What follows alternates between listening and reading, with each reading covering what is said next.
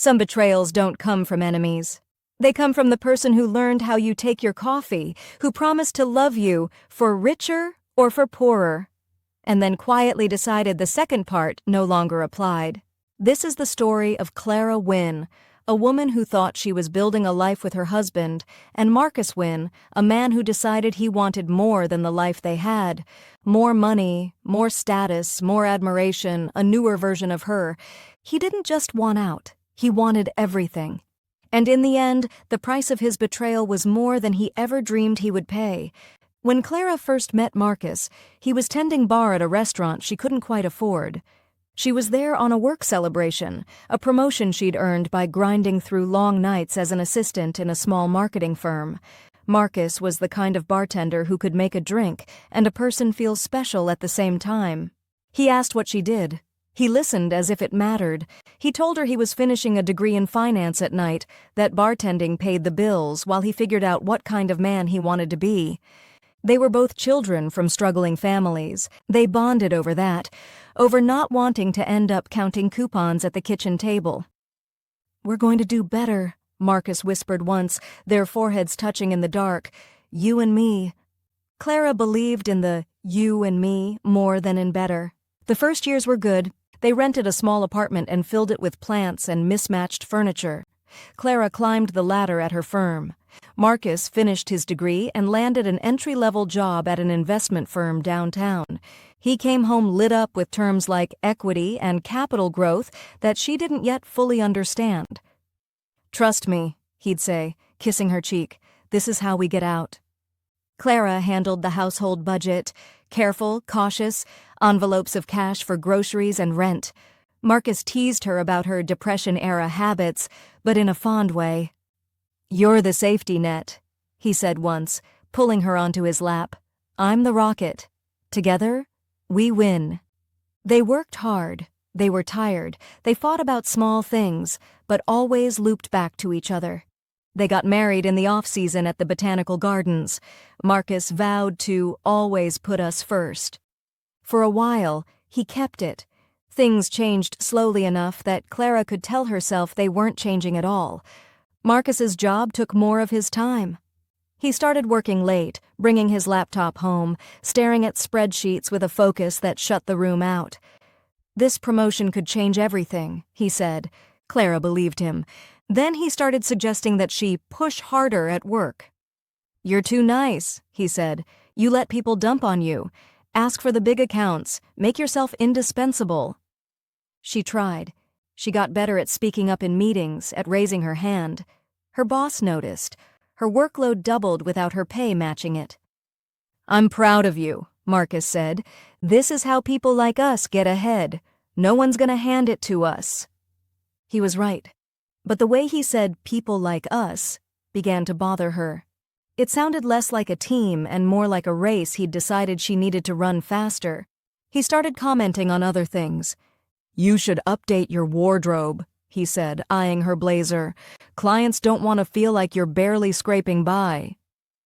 "You should join me at the gym," he added later. "We're getting older. Presentation matters." None of it was overtly cruel. It was subtle, like being sandpapered instead of stabbed. Marcus became moody and irritable. Love, she reminded herself, made room for moods. She didn't realize yet that his moods were becoming the weather they both lived under. Tara Lennox arrived in their lives the way new money does, with confidence and a noticeable watch. She worked in marketing for a luxury fashion brand. On paper, she and Clara were in similar fields. In the room, they were opposites. Tara wore fitted dresses and statement jewelry. Clara stuck with classic slacks and cardigans, comfortable shoes, and neutral lipstick. Marcus met Tara at a networking event. He came home flushed with excitement. "You'd love her," he said. "She's brilliant. She basically reinvented their entire campaign." Clara smiled, genuinely intrigued. "Bring her around sometime." He did. Tara was charming, funny, intense. She asked Clara questions about her writing, her ideas, her childhood. She laughed at Marcus's jokes in a way that made him stand straighter. She also had a habit of making casual comments that landed like darts. "You're so lucky," she told Clara once. "Marcus talks about how grounded you are. I could never handle the simple life." Simple? Clara tucked the word away. When Tara invited them to a rooftop party, Marcus urged Clara to come. "It's good exposure," he said. "You could meet people. Maybe land some bigger clients." Clara went. She bought a dress that cost too much and wore heels that hurt by midnight. She watched how Tara moved through the room, how men leaned in when she spoke, how women either glared or gravitated toward her. Clara felt like an extra in a movie where Tara was the star. On the ride home, Marcus said nothing for most of the drive.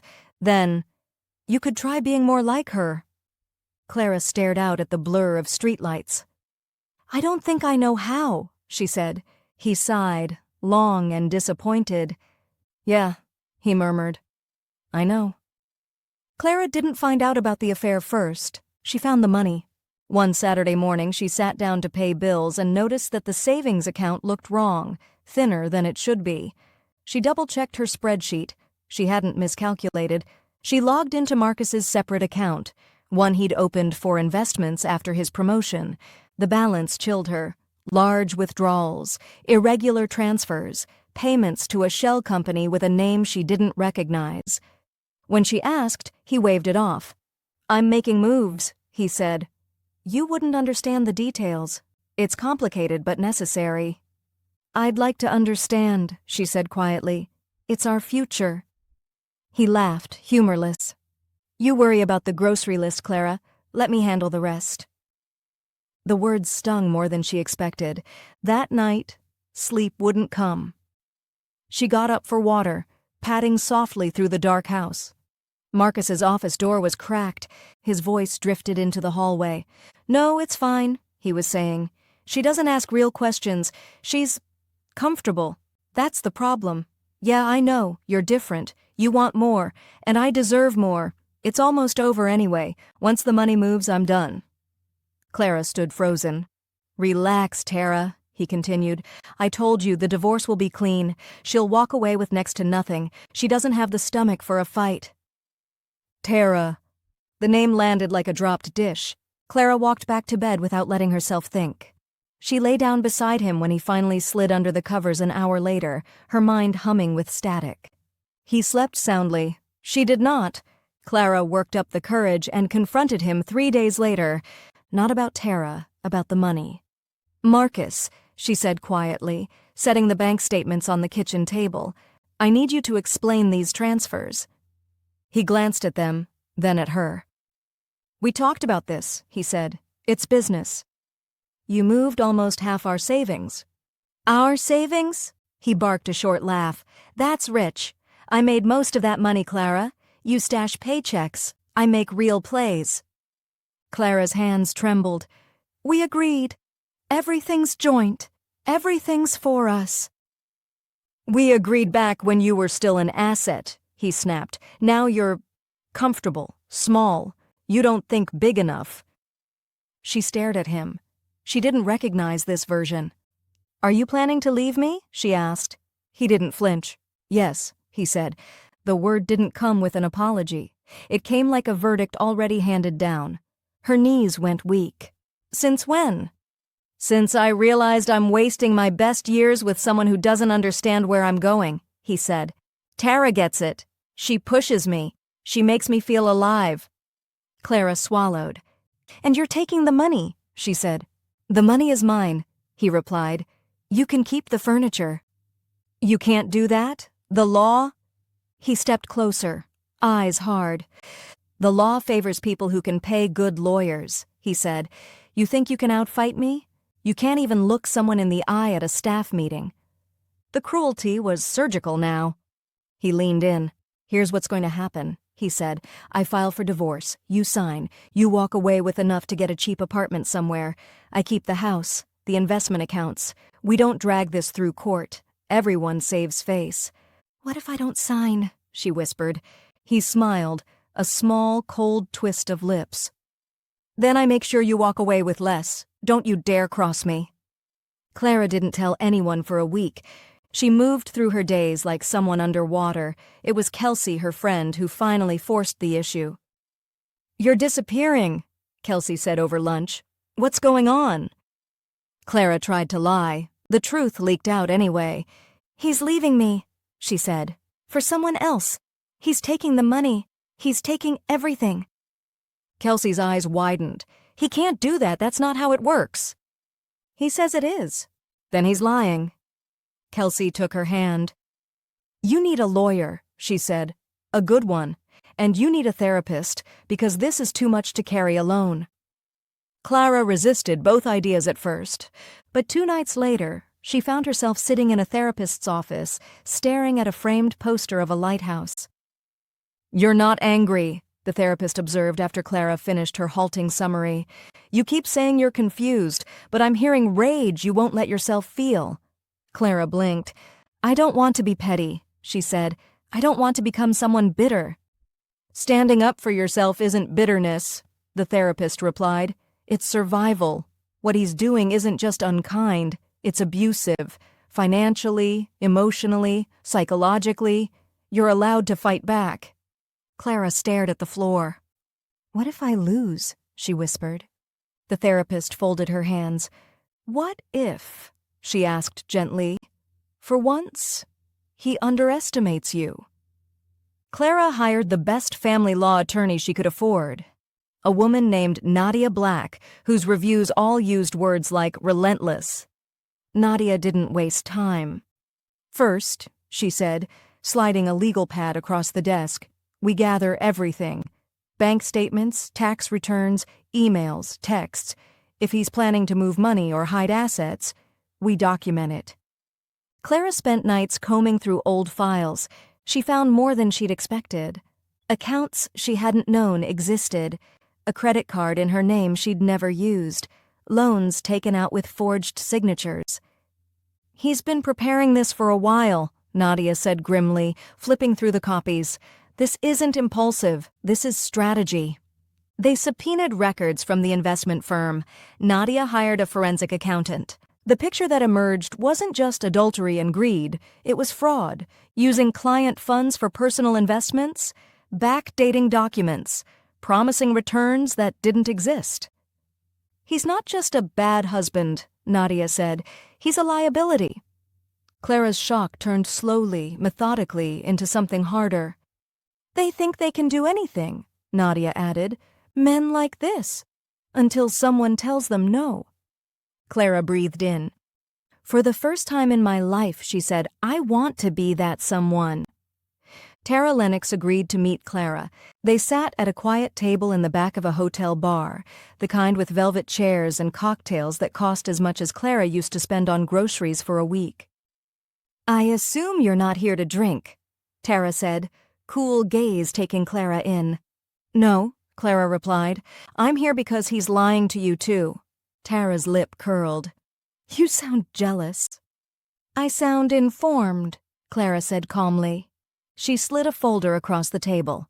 Not the thick legal one, just a thin slice of it. Photos of Marcus's forged documents, screenshots of his messages to Mara, a woman Tara had never met, asking for money months before Tara entered the picture. A printout of an email he'd sent to a colleague, calling Tara an excellent ladder. Tara's eyes moved over the pages, the lines between her brows deepening. He told me you were trying to destroy him, Tara said. Tara's jaw tightened. Why show me this? She asked. You benefit if I stay in the dark. If I marry him, you get your clean break, your alimony, your freedom. Clara shook her head. If you marry him, he'll do to you what he did to me, she said. Only worse, because he'll have learned what to improve on. She met Tara's eyes. And also, I don't want another woman to drown in the same pool I barely crawled out of. For a moment, Tara's mask cracked. Vulnerability flashed, quick, then gone. She slid the folder back. I can take care of myself, Tara said, but thank you for the warning. As Clara stood to leave, Tara added, almost as an afterthought, if he goes down, I won't be standing next to him. Clara nodded. She didn't realize then that Tara meant it in a much more literal way. The day of the hearing, Clara woke before dawn. She dressed carefully, not flashy, not meek. A navy dress, simple jewelry, hair pinned back from her face. She looked like the most composed version of herself she could assemble. Marcus arrived with a high-priced lawyer and a suit that looked new. He wouldn't meet her eyes. Inside, the proceedings moved like a slow storm. Nadia presented bank records, forged signatures, evidence of hidden accounts. The forensic accountant explained in precise language how money had been siphoned. Marcus's lawyer objected. The judge overruled most of it. Then came the testimonies. Clara spoke first, voice steady, describing Marcus's sudden cruelty, the affair, the threats about leaving her with nothing. She didn't embellish. She didn't cry. Then a client from Marcus's firm took the stand, hands shaking, describing investments that had mysteriously disappeared. Finally, to everyone's surprise, including Clara's, Tara Lennox walked into the courtroom. She took the stand, immaculate in a tailored suit, and confirmed the affair, the promises, the lies. "He told me," Tara said, gaze fixed straight ahead, "that he would strip his wife of everything and start over with me. He laughed about how easy it would be. I believed him. I was wrong." Marcus's face drained of color. The judge ruled swiftly on the marital assets. Clara got the house, a significant share of the savings, spousal support, but that wasn't the end. Evidence of Marcus's financial misconduct was forwarded to the district attorney. 2 months later, he was indicted. The last time Clara saw him in person, he was in handcuffs, being led out of the courtroom for arraignment. His stare as he passed her was full of something cold and bottomless. Hatred, humiliation, a promise. Marcus took a plea deal. The evidence was stacked too high. His own firm cut ties. Clients threatened lawsuits. Tara, anticipating the fallout, had already relocated to another city, her testimony sealed under an agreement. Marcus went to prison for fraud and embezzlement. 5 years. Eligible for parole in 3. Clara moved back into the house she'd fought for. Alone. For a while, the quiet felt like relief. Then it felt like too much. She went to therapy. She redecorated, painting over the rooms that still felt like scenes from their marriage. She slept in a different bedroom. Every so often, she checked the Department of Corrections website to reassure herself he was still locked up. Her therapist asked why. "Because he told me what he'd do if he ever felt I'd ruined him," she said softly. "What did he say?" the therapist asked. Clara remembered his words in the kitchen. "I'll make sure you walk away with less." She didn't repeat them. She didn't have to.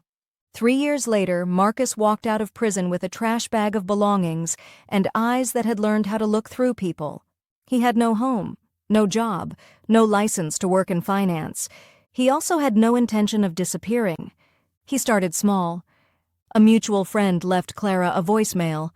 "I saw Marcus at the bar. He asked how you were. He didn't sound okay." Clara's mailbox received an envelope with no return address. Inside, their wedding photo, torn neatly down the middle. She changed her number. She installed a security system. She got a restraining order, on paper at least. The police told her it was a precaution. Her therapist told her it was reasonable. Her nightmares told her it wasn't enough. One evening, as she came home from work, she found a single red rose on her doorstep. No note. Just the stem, thorns intact. She didn't pick it up. The call came on a Tuesday. Clara let it go to voicemail as usual. But then she heard the voice and froze. "Clara, it's Tara. Tara Lennox. The woman Marcus had burned his life for. The woman who'd helped bury him in court." Clara picked up. "Tara?" "I don't have much time," Tara said.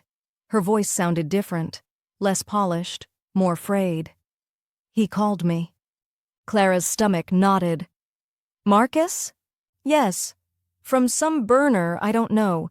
He said you ruined his life and that we had unfinished business. He's not right, Clara. Prison didn't humble him, it sharpened him." Clara sat down. "What does he want?" she asked. "You," Tara said simply. "He wants to scare you, break you, maybe worse. He kept saying, she thinks she won. She has no idea what winning looks like." Silence stretched between them. "Why are you telling me this?" Clara finally asked. Because I helped create this monster, Tara said. I saw what he was and thought I'd be the exception. You were the one who dragged him into the light. I owe you. Clara exhaled shakily. What am I supposed to do? The police won't move until he actually does something, Tara finished. We both know that. So what then? Tara hesitated. There may be another option, she said, but it's not legal, and it won't leave you feeling clean. Clara laughed once, a short, humorless sound.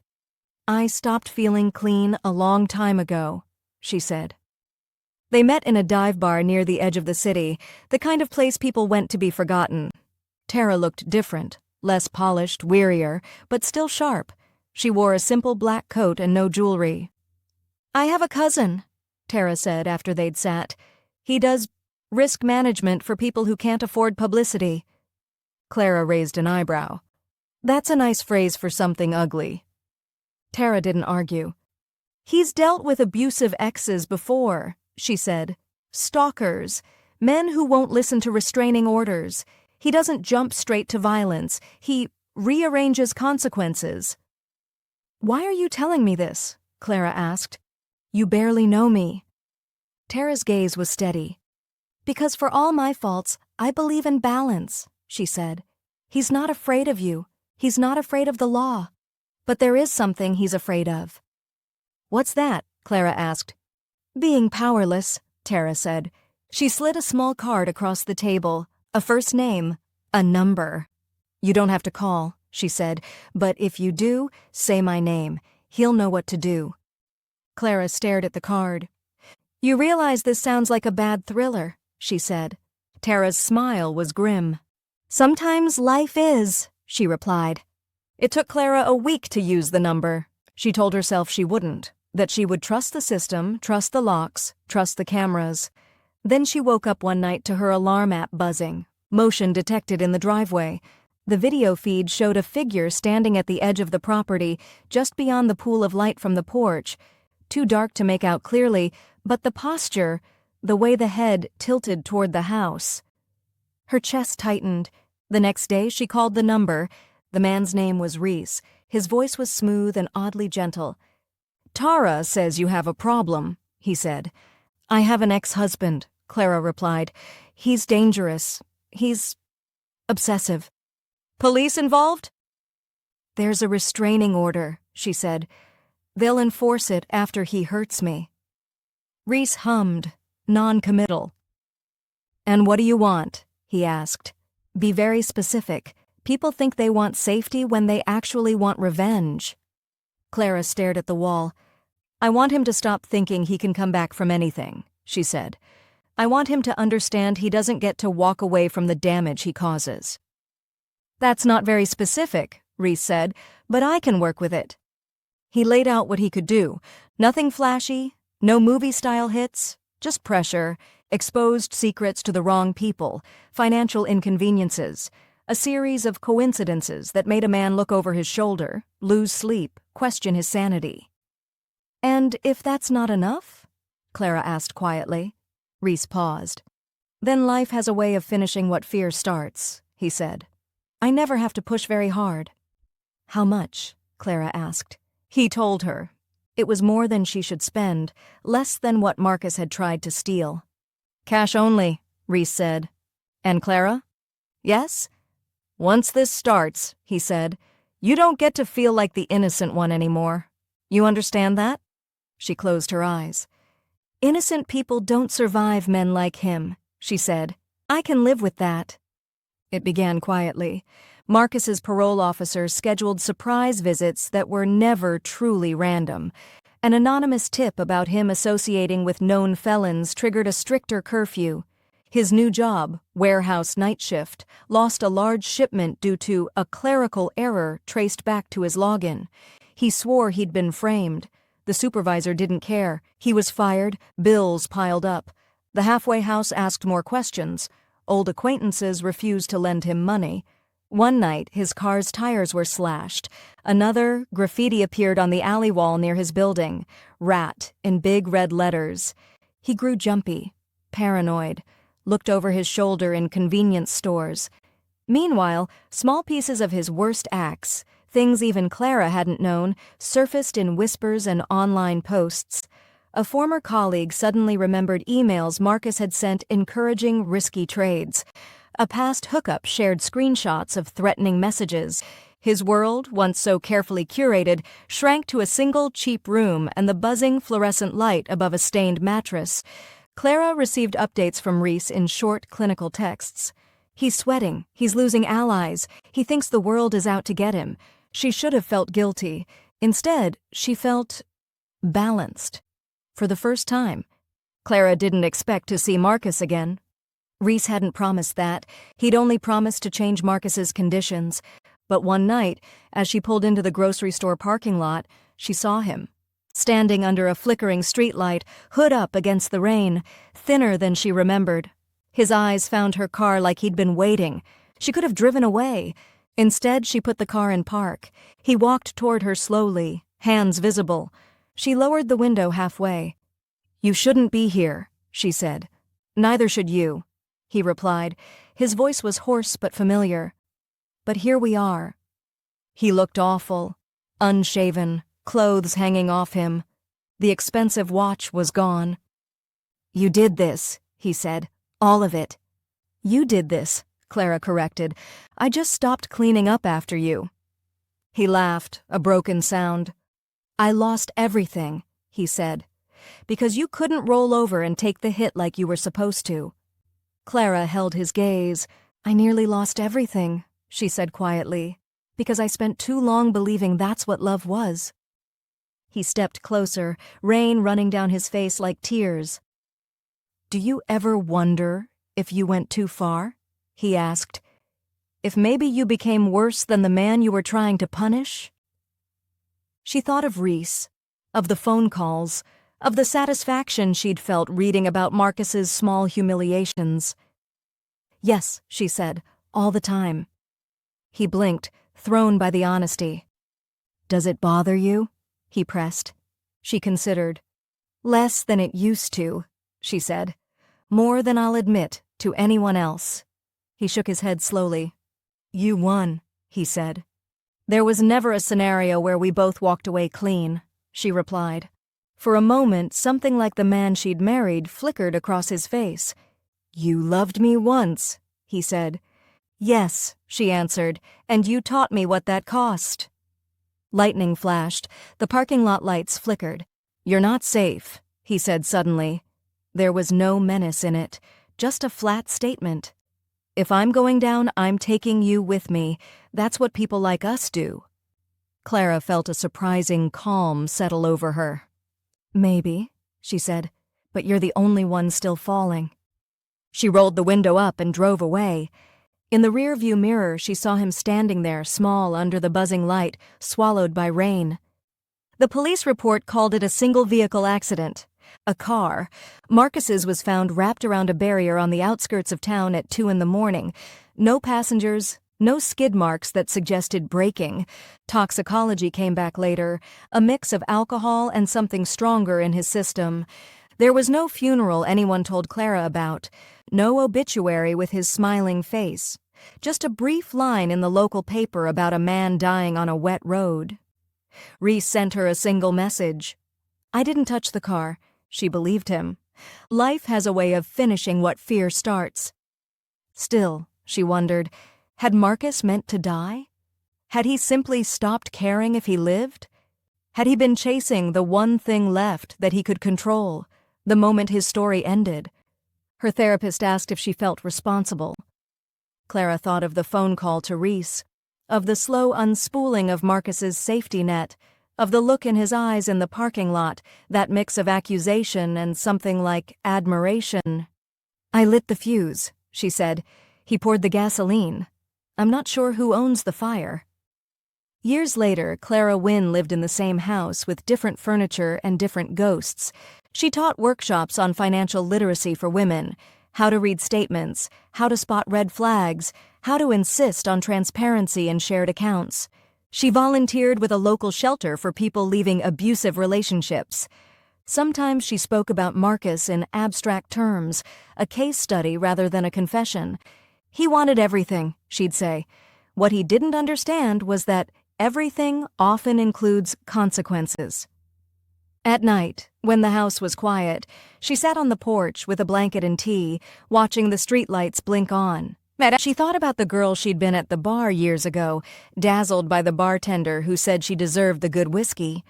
She thought about the woman in the parking lot, looking at the ruin of that man and recognizing the ruin in herself. Greed had taken her husband. It had also taken her innocence. What it couldn't take, what she refused to surrender, was her clarity. She was not a heroine. She was not a villain. She was a woman who had learned what betrayal cost and had chosen, in the end, to make someone else pay it.